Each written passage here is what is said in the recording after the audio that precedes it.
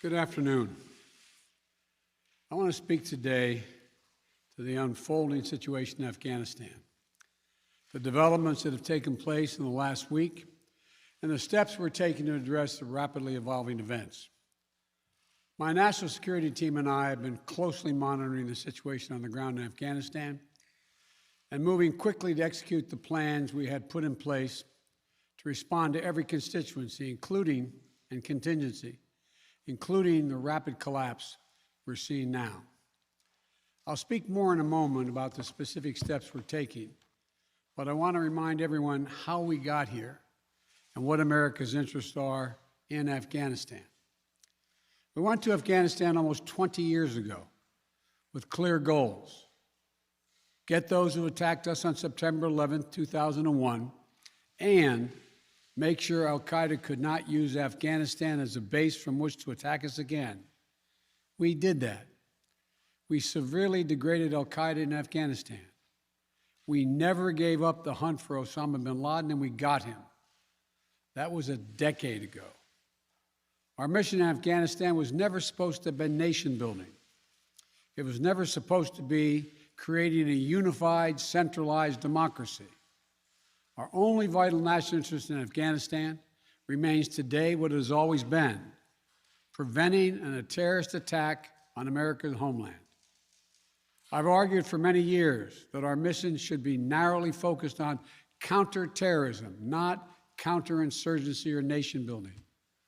That's why I opposed the surge when it was proposed in 2009 when I was vice president. And that's why, as president, I'm adamant that we focus on the threats we face today in 2021, not yesterday's threats. Today, the terrorist threat has metastasized well beyond Afghanistan. Al-Shabaab in Somalia, al-Qaeda in the Arabian Peninsula, al-Nusra in Syria, ISIS attempting to create a caliphate in Syria and Iraq, and establishing affiliates in multiple countries in Africa and Asia. These threats warrant our attention and our resources. We conduct effective counterterrorism missions against terrorist groups in multiple countries where we don't have permanent military presence. If necessary, we'll do the same in Afghanistan. We've developed counterterrorism over-the-horizon capability that will allow us to keep our eyes firmly fixed on the direct threats to the United States and the region, and act quickly and decisively if needed.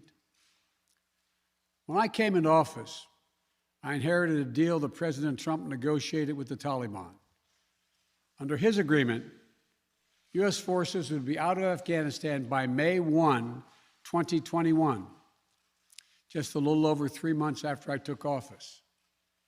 U.S. forces had already drawn down during the Trump administration from roughly 15,500 American forces to 2,500 troops in country. And the Taliban was at its strongest militarily since 2001. The choice I had to make as your president was either to follow through on that agreement or be prepared to go back to fighting the Taliban in the middle of the spring fighting season. There would have been no ceasefire after May 1. There was no agreement protecting our forces after May 1. There was no status quo of stability without American casualties after May 1. There was only the cold reality of either following through on the agreement to withdraw our forces or escalating the conflict and sending thousands more American troops back into combat in Afghanistan, lurching into the third decade of conflict. I stand squarely behind my decision. After 20 years, I've learned the hard way that there was never a good time to withdraw U.S. forces. That's why we're still there. We were clear-eyed about the risks. We planned for every contingency, but I always promised the American people that I would be straight with you. The truth is, this did unfold more quickly than we had anticipated. So what's happened? Afghanistan political leaders gave up and fled the country. The Afghan military collapsed, sometime without trying to fight. If anything, the developments of the past week reinforced that ending U.S. military involvement in Afghanistan now was the right decision. American troops cannot and should not be fighting in a war and dying in a war that Afghan forces are not willing to fight for themselves. We spent over $1 trillion. We trained and equipped an Afghan military force with some 300,000 strong, incredibly well equipped, a force larger in size than the militaries of many of our NATO allies. We gave them every tool they could need. We paid their salaries, provided for the maintenance of their Air Force, something the Taliban doesn't have. Taliban does not have an Air Force. We provided close air support. We gave them every chance to determine their own future. We could not provide them was the will to fight for that future. There's some very brave and capable Afghan special forces units and soldiers. But if Afghanistan is unable to mount any real resistance to the Taliban now, there is no chance that 1 year, 1 more year, 5 more years, or 20 more years of U.S. military boots on the ground would have made any difference. And here's what I believe to my core. It is wrong to order American troops to step up when Afghanistan's own armed forces would not. The political leaders of Afghanistan were unable to come together for the good of their people, unable to negotiate for the future of their country when the chips were down. They would never have done so while U.S. troops remained in Afghanistan, bearing the brunt of the fighting for them. And our true strategic competitors, China and Russia, would love nothing more than the United States to continue to funnel billions of dollars in resources and attention into stabilizing Afghanistan indefinitely. When I hosted President Ghani and Chairman Abdullah at the White House in June, and again when I spoke by phone to Ghani in July, we had very frank conversations. We talked about how Afghanistan should prepare to fight their civil wars after the U.S. military departed, to clean up the corruption in government so that the government could function for the Afghan people. We talked extensively about the need for Afghan leaders to unite politically. They failed to do any of that. I also urged them to engage in diplomacy, to seek a political settlement with the Taliban. This advice was flatly refused. Mr. Ghani insisted the Afghan forces would fight, but obviously he was wrong. So I'm left again to ask of those who argue that we should stay, how many more generations of America's daughters and sons would you have me send to fight Afghanistan's civil war when Afghan troops will not? How many more lives, American lives, is it worth? How many endless rows of headstones at Arlington National Cemetery? I'm clear on my answer. I will not repeat the mistakes we've made in the past. Mistake of staying and fighting indefinitely in a conflict that is not in the national interest of the United States, of doubling down on a civil war in a foreign country, of attempting to remake a country through the endless military deployments of U.S. forces. Those are the mistakes we cannot continue to repeat because we have significant vital interest in the world that we cannot afford to ignore. I also want to acknowledge how painful this is to so many of us. The scenes we're seeing in Afghanistan, they're gut-wrenching, particularly for our veterans, our diplomats, humanitarian workers, for anyone who has spent time on the ground working to support the Afghan people. for those who have lost loved ones in Afghanistan, and for Americans who have fought and served in the country, serve our country in Afghanistan. This is deeply, deeply personal. It is for me as well. I've worked on these issues as long as anyone. I've been throughout Afghanistan during this war, while the war was going on, from Kabul to Kandahar to the Kunar Valley. I've traveled there on 4 different occasions. I met with the people. I've spoken to the leaders. I spent time with our troops. And I came to understand firsthand what was and was not possible in Afghanistan. So now we're focused on what is possible. We will continue to support the Afghan people. We will lead with our diplomacy, our international influence, and our humanitarian aid. We'll continue to push for regional diplomacy and engagement to prevent violence and instability. We'll continue to speak out for the basic rights of the Afghan people, of women and girls, just as we speak out all over the world. I've been clear, the human rights must be the center of our foreign policy, not the periphery. But the way to do it is not through endless military deployments. It's with our diplomacy, our economic tools, and rallying the world to join us. Now, let me lay out the current mission in Afghanistan.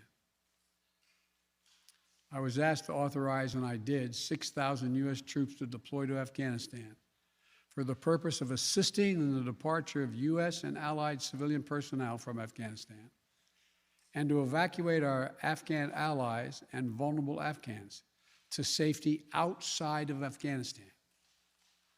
Our troops are working to secure the airfield and to ensure continued operation of both the civilian and military flights.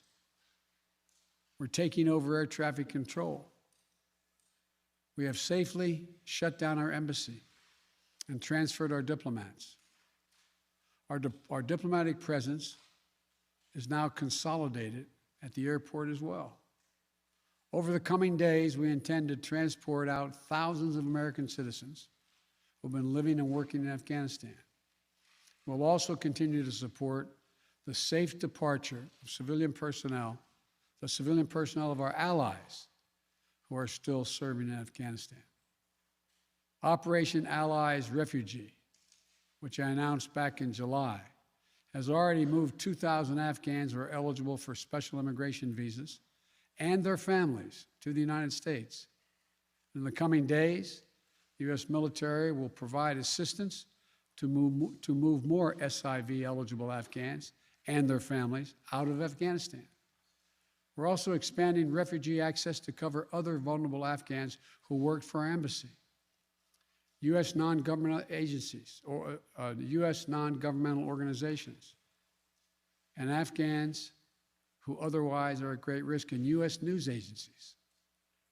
I know there are concerns about why we did not begin evacuating Afghans civilians sooner. Part of the answer is some of the Afghans did not want to leave earlier, still hopeful for their country. And part of it because the Afghan government and its supporters discouraged us from organizing a mass exodus to avoid triggering, as they said, a crisis of confidence. American troops are performing this mission as professionally and as effectively as they always do, but it is not without risks. As we carry out this departure, we have made it clear to the Taliban, if they attack our personnel or disrupt our operation, the U.S. presence will be swift and the response will be swift and forceful. We will defend our people with devastating force if necessary. Our current military mission will be short in time, limited in scope, and focused in its objectives. Get our people and our allies to safety as quickly as possible. And once we have completed this mission, we will conclude our military withdrawal. We will end America's longest war after 20 long years of bloodshed. The events we're seeing now are sadly proof that no amount of military force would ever deliver a stable, united, secure Afghanistan, as known in history as the graveyard of empires. What's happening now could just as easily happen 5 years ago or 15 years in the future. We have to be honest. Our mission in Afghanistan is taking many missteps, made many missteps over the past 2 decades. I'm now the 4th American president to preside over war in Afghanistan, 2 Democrats and 2 Republicans. I will not pass this responsibility on to a 5th president. I will not mislead the American people by claiming that just a little more time in Afghanistan will make all the difference. Nor will I shrink from my share of responsibility for where we are today and how we must move forward from here. I am President of the United States of America, and the buck stops with me. I'm deeply saddened by the facts we now face, but I do not regret my decision to end America's warfighting in Afghanistan and maintain a laser focus on our counterterrorism missions there and other parts of the world.